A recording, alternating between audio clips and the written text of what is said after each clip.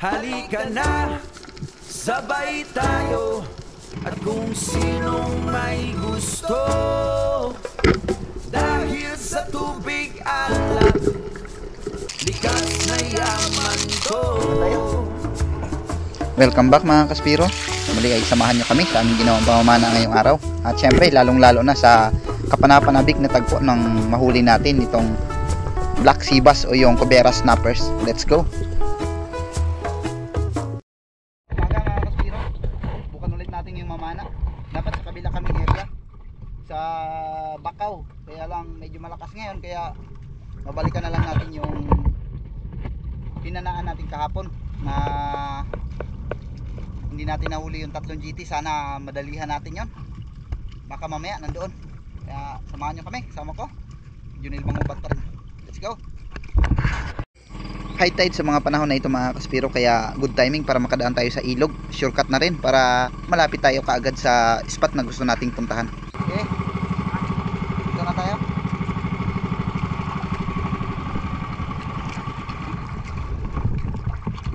Bukan natin dito bagong spot. Bukan natin kung meron mauhuli dito. Ngayon kung maganda, patuloy tayo dito, pero kung wala tayong makita na pwede mapana, balik tayo doon sa kahapon. Andun sa kabilang area yun. Let's go! Ganda ng visibility na sumalubong sa atin dito mga kaspiro. Kaya naman nakapag-desisyon kami na mag-explore muna ng mga panibagong spot. At dito sa ating unang spot na napuntahan, may malaking bato sa bandang unahan, kaya nagsagawa ako ng pag-ambush dito. At hindi nga nagtagal, nakita kong mayroong yellow dots na papalapit sa atin. Ito yung ating naging unang isda para sa araw na ito.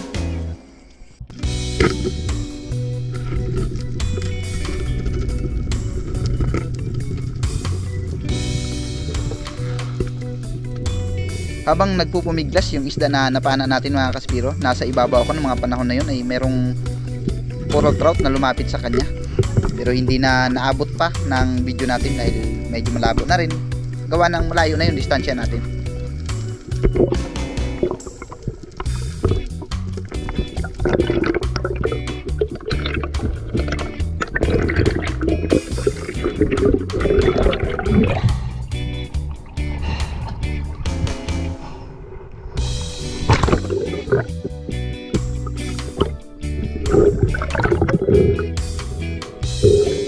Sinubukan ko rin puntahan yung mga nakatahiwalay na maliliit na bato dito sa area na malapit sa Panganto, pero walang mga bait fish at yung mga corals ay masyadong maliliit, kaya walang masyadong isda.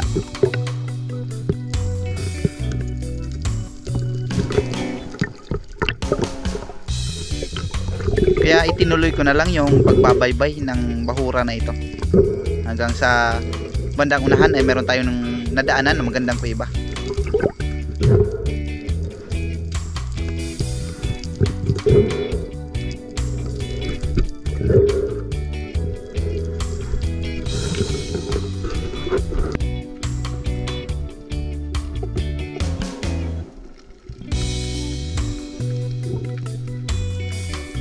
Agaw pansin ka agad sa akin yung nakasilong na malaking isda dahil nakikita kong gumagalaw yung kanyang palikpik, kaya hindi na ako nag-atubili pa, agad kong kinalabitan.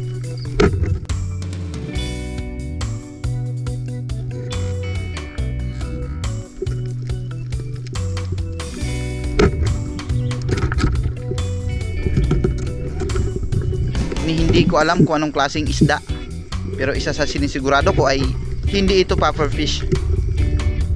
Nauna ko na kasing nakita yung kaliskis niya at akala ko nga red bass o yung tingalon, pero magkahawig lang sila.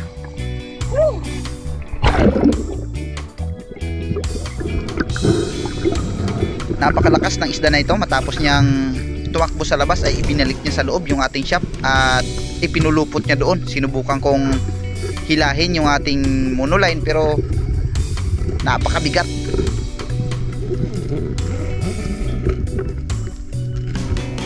Tatlong bisis ko ito sinubukang makuha.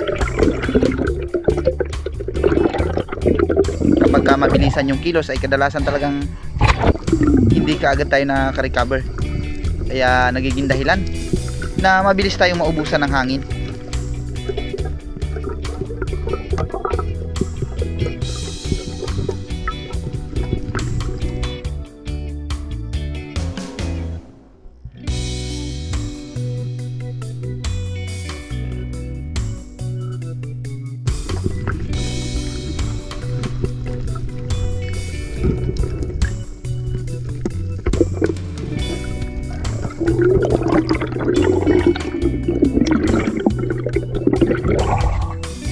Thank you, Lord. Thank you, Lord. Salamat sa Diyos.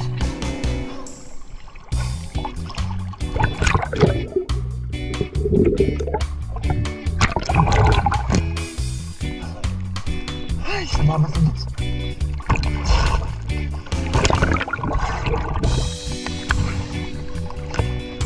Medyo matagal na rin na panahon nung una akong nakahuli nito. Nandoon pa ako sa Taytay at hindi pa ako nagbablog nun. Isa pala itong uri ng snappers na kung titingnan natin ay parang mangagat din talaga. Magkaiba lang ang kulay. Ito pala ay Black Sea Bass o yung Cobera snappers.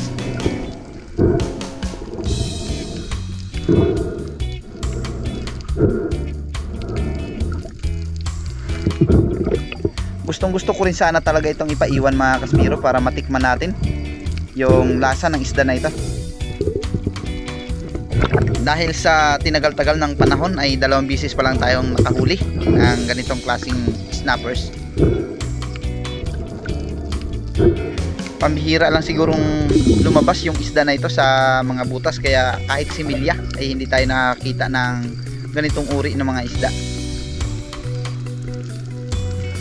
Kaya lang talagang nagkataon na gipit din talaga kami dahil napakalakas din dito sa amin. At wala kaming ibang pinagkukunan ng pang-araw-araw kundi yung kinikita sa pamamana simula pa nung una, since 2002 nung nagumpisa ako.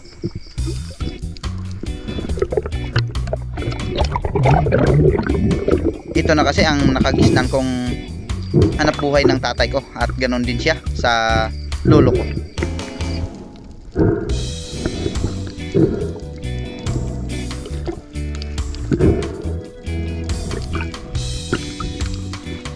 Kung mapapansin natin, napakakalmada lang ng hangin dito at alon. Pero nandito kasi kami sa area kung saan kublin ng habagat. Ang mahirap lang dito ay pabalik-balik na lang tayo. Kaya minsan ay wala na rin kami nahuhuli.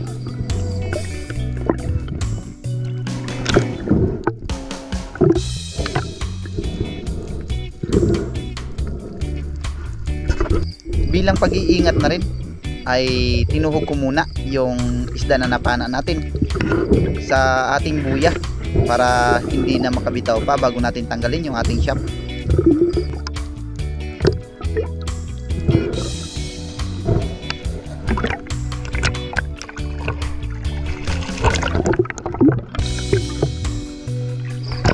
Tumimbang din ng 6.2 kilos yung isang pirasong Cobera snappers natin o yung Black Sea Bass.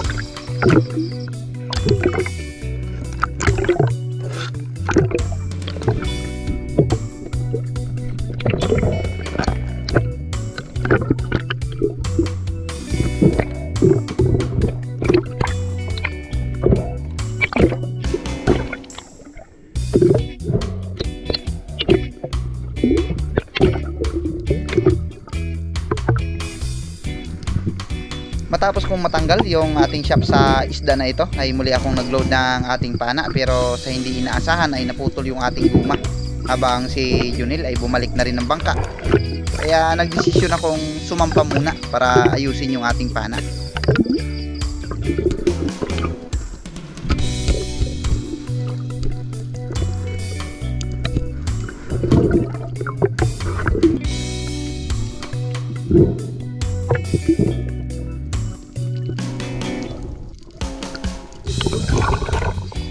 Buti na lang nakisama talaga yung pana natin.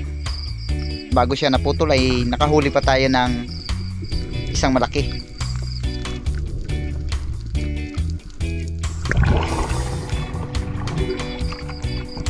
Pagkatapos kong maayos ay lumipat na rin tayo ng spot.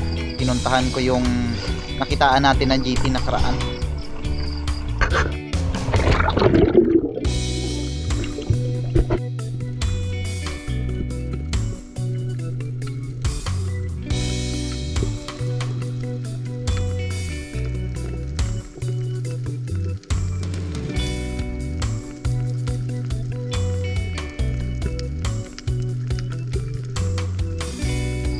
Pero walang laman sa pagkakataong ito.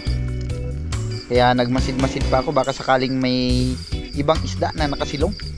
Hanggang sa nung tumingin ako sa panganto ay mayroon 2 pirasong putian at napakalaki ng isa.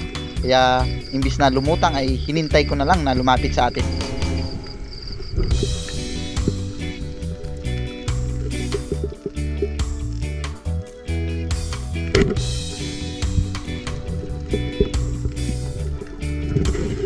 Bullseye at tagos sa ating monolife, kaya siguradong mahuhuli natin ito.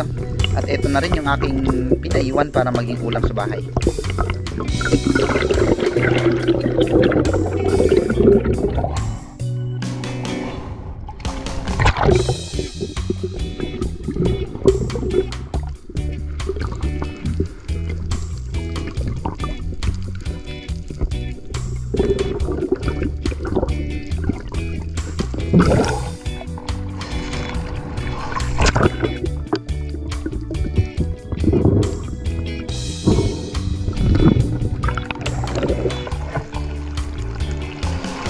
Mga 1.5 kilo siguro estimate ko, hindi ito lalayo sa timbang na yon dahil malaki na rin na pagkaputian nito.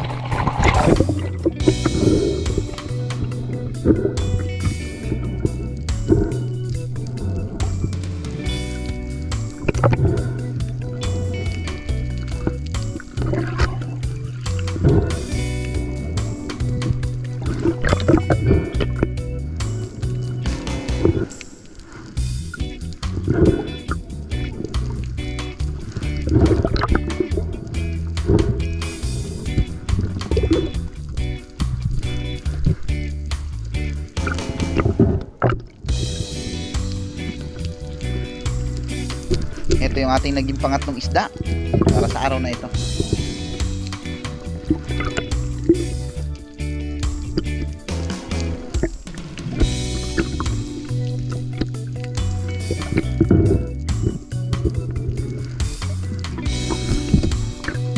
Nagpatuloy lang ako sa pagbaybay sa bahurang ito mga kaspiro. Mahigit 1 oras din na paglalangoy bago tayo muling nakakita ng isda na pwede nating mapana. At ito ay yellow spotted rabbit fish na kasilong dito sa may ilalim ng table corals, kaya lumikha ako ng ingay nang sa ganun ay lumabas sila.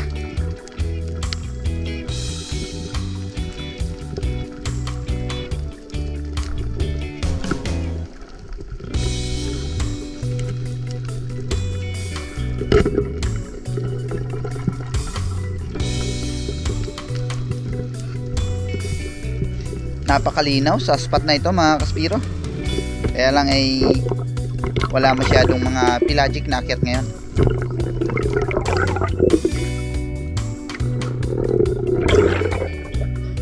Unti-unti na rin na lumalakas yung hangin, kaya lumipat na kami sa bandang tabi na area dahil nandito tayo sa gitna at pag magkataon ay mahihirapan tayo.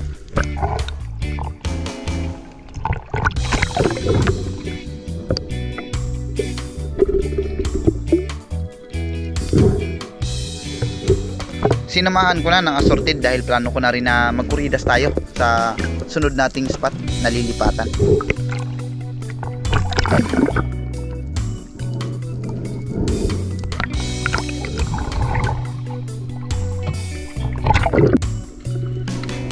Pero bago yun ay muli akong nagload ng ating pana dahil nakakita ako dito ng kawan ng mga yellow spotted na nasa mababaw.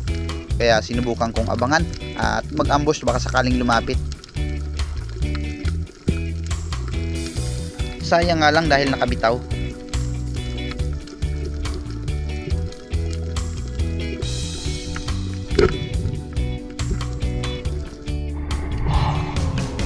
panibagong spot. Inaasahan ko na dito na malabo yung panganto. Malapit na kasi ito sa mga bakawan.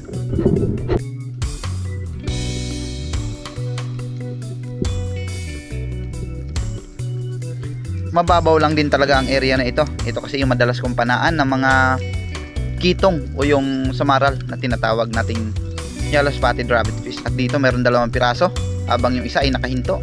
At inasinta ko kung sino ang mas malaki sa kanila.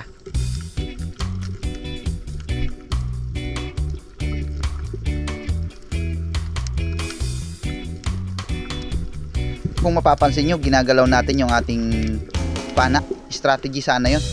Sa ganun ay umakyat yung isda. Dahil masyadong dikit sa bato, delikado yung ating shop na umungot.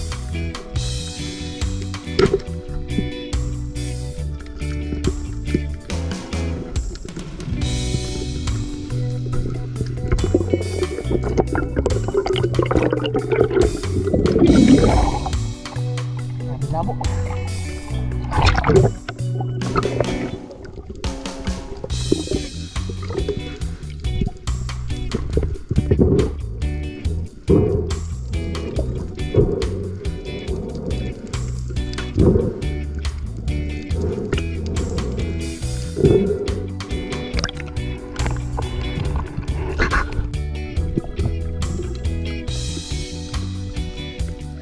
Sunod na pagsisid ay umabanti lang ako sa bandang unahan. Dito ay meron ulit tayong nakita na napakaraming samaral.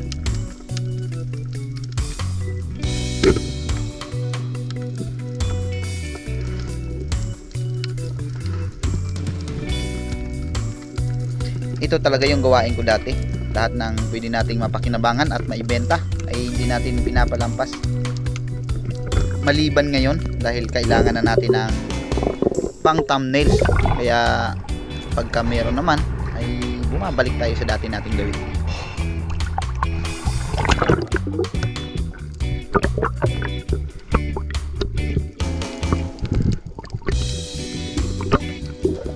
Halos magkapareho lang din kasi ang kilo ng pelagic at ng territorial dito sa amin, maliban sa tangigi. Kaya masipagan na lang ng kasa kapag nag-a-assorted na tayo o nagkukuritas na.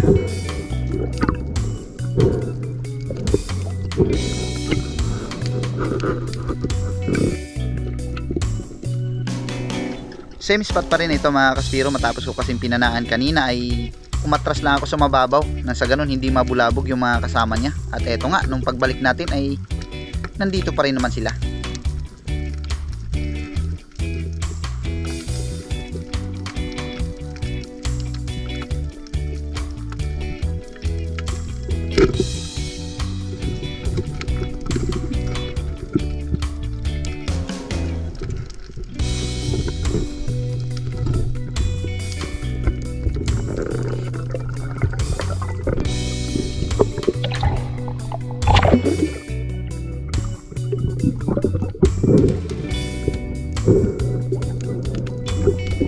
Ang dami pa sanang territorial dito, kaya lang bagay tayo na discourage dahil hindi ganito yung visibility sa personal.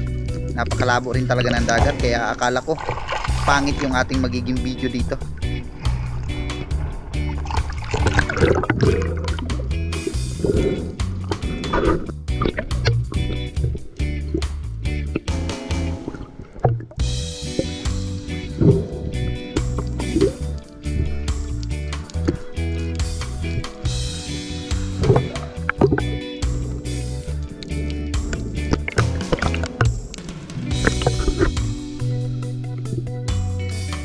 Dito naman mga kaspiro, napakaraming mga putian, hindi pa ganong kalakihan pero mga good size na rin at pwedeng pwede na maiprito, kaya pinitasan natin ng isa.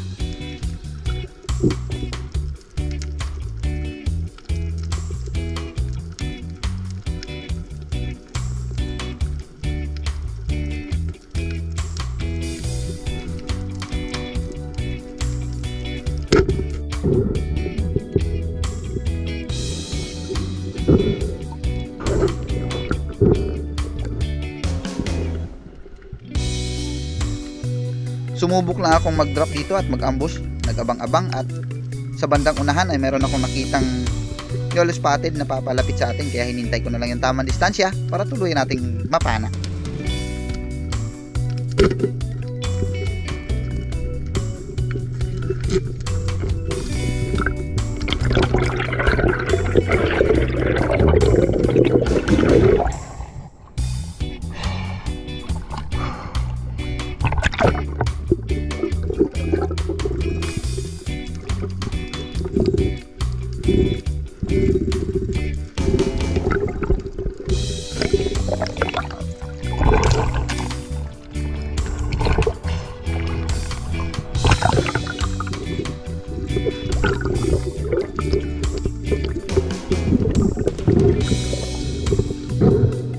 At sa mga oras na rin na ito mga kaspiro ay tinawag ko na yung ating kasama na nasa bangka. At habang papalapit siya sa atin ay muli tayong nagsagawa ng pagsisid para sa ating last shot. Napakarami rin ditong yellow spotted pero may ilap na. Maliban dito sa 2 pirasong Spanish flag snappers at napakalaki na ng isa. Kaya ito na yung ating naging huling kalabit para sa araw na ito.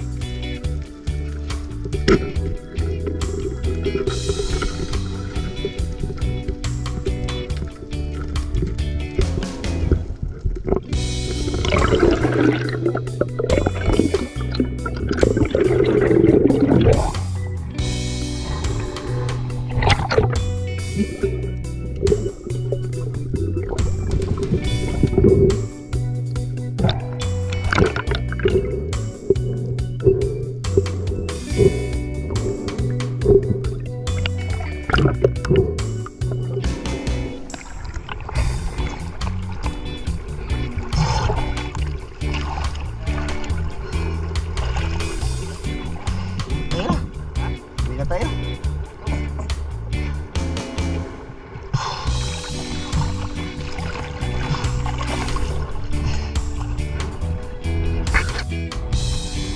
Okay, uwi na. Alas 2:48. Tris na rin, bigyan na rin yung blessings natin. Kahit pa paano, makadagdag tayo dito ng assorted.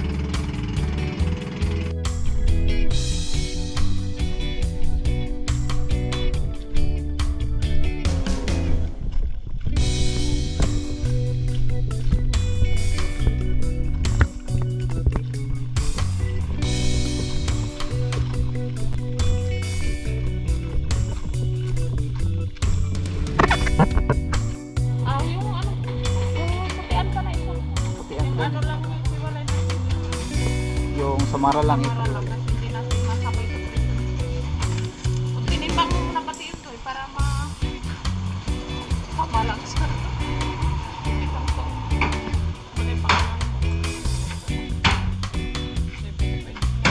7.9. Pakitanggal daw nila yung dalawang pukian para malaman natin kung ilang kilo yung bus niya. 6.2.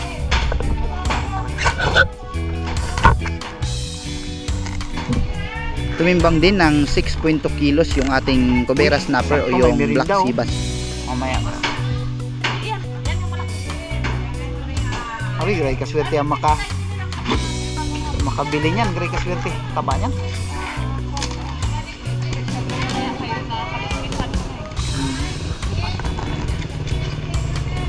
Ikaw Nel, di ka magpaiwan ng ulam mo?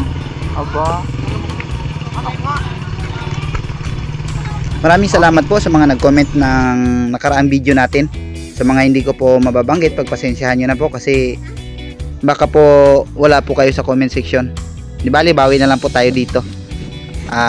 Mag-comment po kayo para sa sunod nating shoutout. Maraming salamat po sa patuloy na suporta at walang sawang panonood ng aking video. Kay Regine Pasco, Gloria Vidal, Otip Galan, Darwin Felix, Romel Navarrete, Rini Alisin ng Pasay City, Kaal TV ng Mindanao, Iligan City, Romel Bungado, Armando Soeverdes ng Imus Cavite, Pablo Alaw ng Paranaque, Rinaldo Calinisan ng Bacoor Cavite, Ronel de la Peña, Anthony Puresa, Dolo Eduardo, Cristituto Kawaling, Joel Kaibog, Larry Mosilario Lacuachero, Modisto Paul, Idi Muradas at Elma Muradas, ganon din. Spartan, Skyleri from Sersator Pipi, Joel Antonio, Alex Bag, Nistor, Santi Roldan ng Calamba, Laguna City, Espino family ng Angeles, Pampanga, Kasalom TV, Dennis Balonso, Jerry Linises ng Marikina, kay Ginny Somo Okran Kodo, Patrick Cabano, J Spearfishing TV ng Gimaras, Mix Channel, Nixon Echon, Armando Gonzaga ng Kuwait.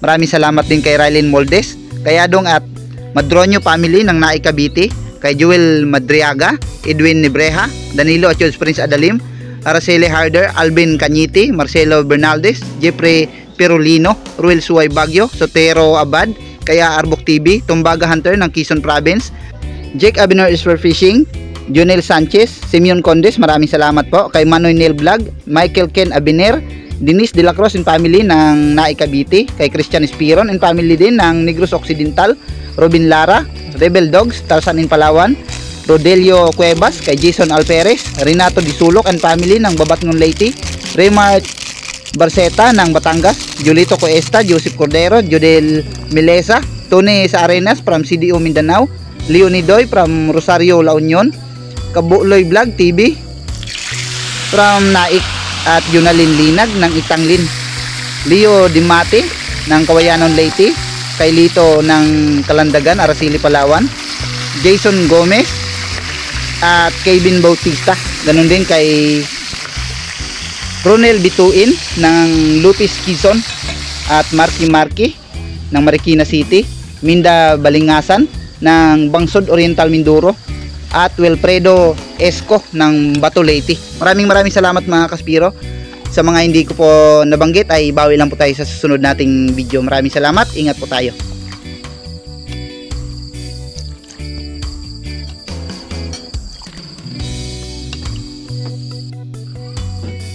Yung tungol ni siguro ibigyan mo lang kita tayo. Walang tungol. Aroy, ayun. Maliit naman. Tanggap ko